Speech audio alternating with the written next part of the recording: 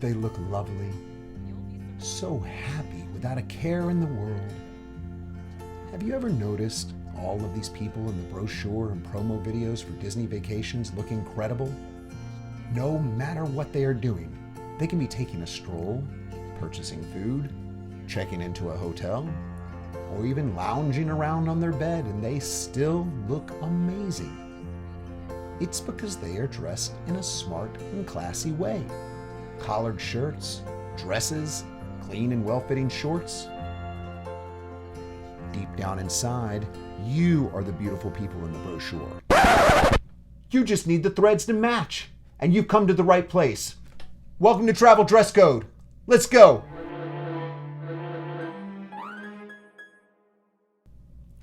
Welcome back to the channel where we help you get in the spirit of your upcoming Disney vacation through smart and classy wardrobe recommendations, inspired by your favorite Disney characters. In this series, we're working our way through each of the components of the basic Disneybounding outfit, piece by piece. In episode 1, we talked about how to incorporate hats and finished off with a stylish Mickey Mouse inspired outfit. Today, we're discussing the visible undershirt and finish up with this beauty. As we dig in, it's important to remember why we are doing what we're doing. We want you to look great on vacation. When you look back at pictures of your trip, you should be looking back at images that make you happy, nostalgic, and proud of how you look. If you're embarrassed about what you wore, you will never want to relook at those vacation photos or relive those memories. And a little guilty secret, a 2016 Travel One poll showed that 41% of vacationers chose the attractions they visit based on how good it looked in the photos. So boom, no shame at all. You can intend to look great, you can actually look great, you can have a great time doing it, and look back on those photos with fondness. And with Disneybounding, you can take that to the next step. It will help coordinate the outfits of your entire travel party without looking all matchy-matchy. It's a more cool and nonchalant way to match and coordinate. So let's talk about the main component of this episode, the visible undershirt.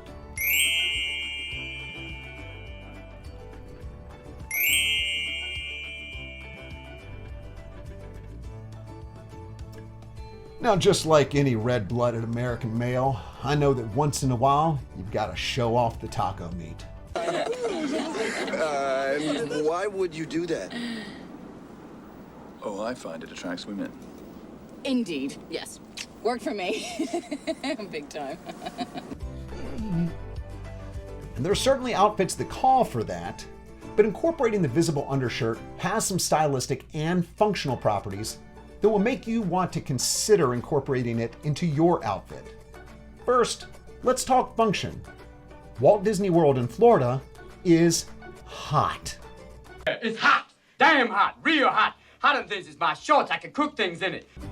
And when it's hot, it's a sort of unforgiving, soul-sucking, merciless beast. It can't be bargained with. It can't be reasoned with. It doesn't feel pity or remorse or fear, and it absolutely will not stop, ever. So how in the world can the visible undershirt be functional in this environment? Well, that's where the miracles of modern technology come into play. Ladies and gentlemen, I present to you the Moisture Wicking T-shirt.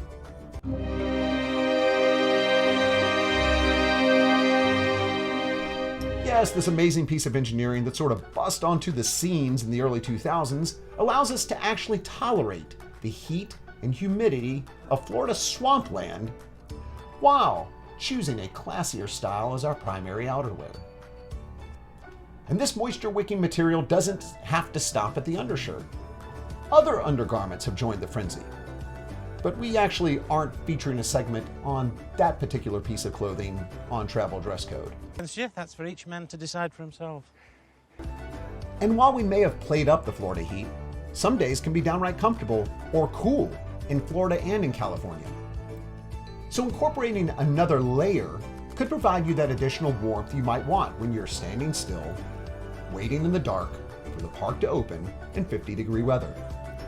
Some days may even call for a long sleeve t-shirt that both support the outfit's color scheme and additional comfort.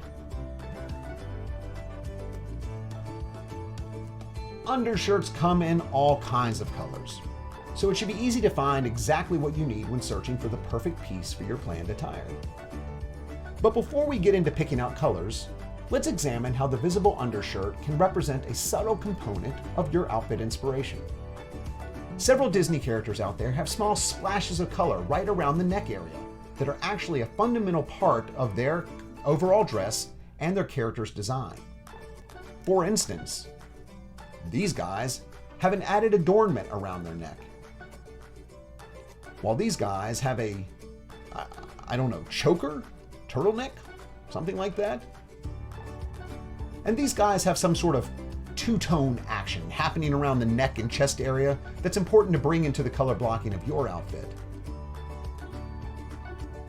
And finally, these characters wear actual visible undershirts, or ringer shirts perhaps, providing you with an opportunity to mimic their style pretty closely, but in a subtle way.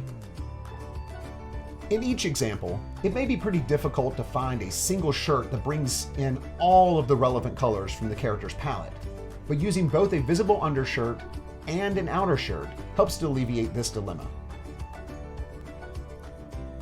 I want to make sure I make a particular recommendation very clear. While many of us have plenty of t-shirts across the spectrum of colors laying around the house that we may use for yard work, workouts, pajamas perhaps, these might not be the shirts that you want to use for your visible undershirt. Oftentimes these shirts are older, worn out shirts, and they will not necessarily have the proper fit of the visible undershirt. When wearing the visible undershirt, it should fit in a way that's just a bit too tight for you to be confident and comfortable wearing it as your outer shirt. Do you have any bigger clothes, or do you only shop at Baby Gap? I make that statement using the underlying assumption that you do not share the same body type as Dwayne Johnson. Once you start increasing your layers, however, and your outer layer may be a sweater, jacket, or sweatshirt, then by all means revert to your typical appropriate outerwear, such as a collared shirt, as your inside layer. You also need to be cognizant of what may show through your outer layer if you use an undershirt with a visible print. It could take an otherwise inspired outfit and make it look pretty ridiculous or just plain apathetic. Additionally, if you are opting for the moisture-wicking variety, I have to recommend the Uniqlo brand. The price is so much more competitive than Under Armour or Nike or other brands. It's certainly worth a look. Their color variety won't match what you can find on other sites or other brands, but it's a great place to start your search. If you're opting for the standard cotton shirt, well then the possibilities of color and price point are endless. And now to our Disneybounding outfit inspiration for this episode. As we've stated before, always start with your character inspiration first.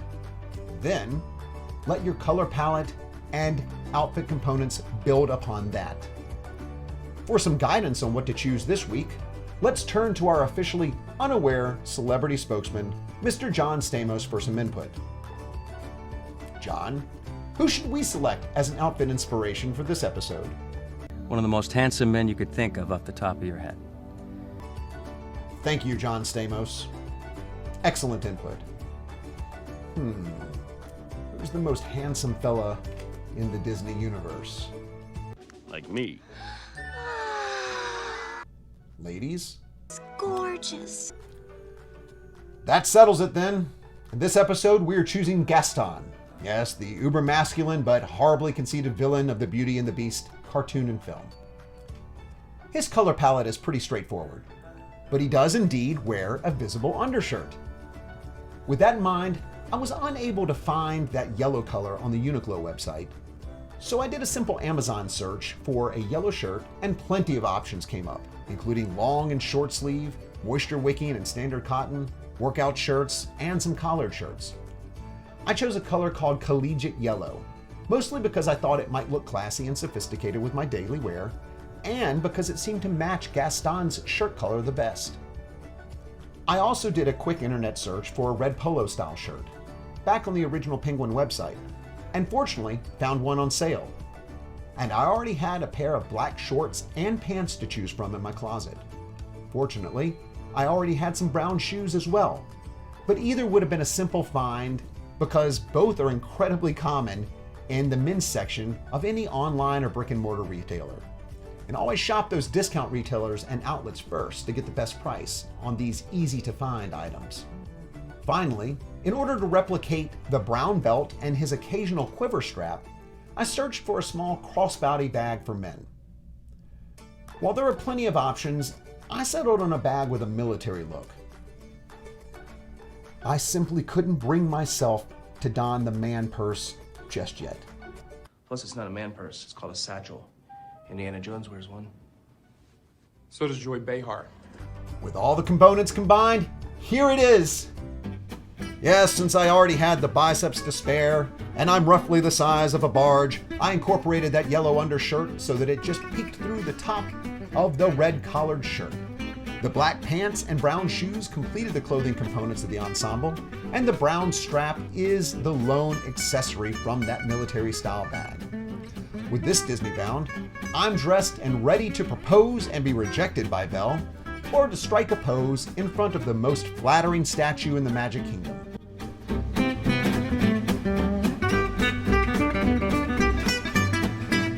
Thank you for joining us on this episode of Travel Dress Code. If you liked what you saw here today, make sure you subscribe so you can get updates when we release new videos. Also, like the video and share with someone who needs a little extra assistance in planning their vacation wardrobe. If you're thinking about a Disney vacation, contact our sponsors at dappertravels.com, a travel agency specializing in Disney vacations, and they know how to travel in style. And finally, if you know where this picture was taken at the resort, let us know in the comments section and get a shout out in the next episode. And congratulations to our viewer Addie Hoyle for correctly answering where this picture appeared in the Magic Kingdom. It was at the Hat Shop or the Chapeau on Main Street. Make sure you join us next time as we continue our series making you the beautiful people in the brochure.